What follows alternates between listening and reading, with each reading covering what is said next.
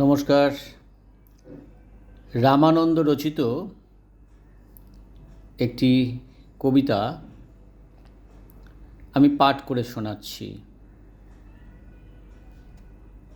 জেগে ওঠো ভাষা। ভাষা,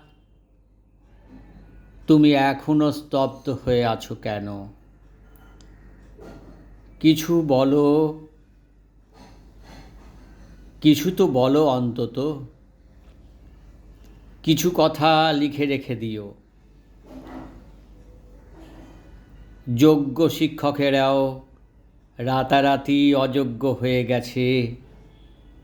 কার অযোগ্যতার কারণে? তবে কে শেখাবে ভাষা? কে শেখাবে গণিত? কে শেখাবে ইতিহাস, বিজ্ঞান, দর্শন?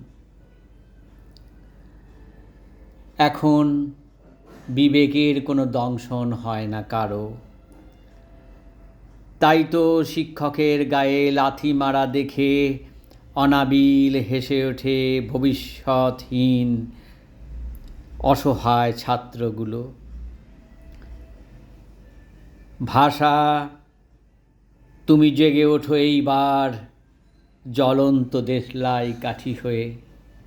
নমস্কার।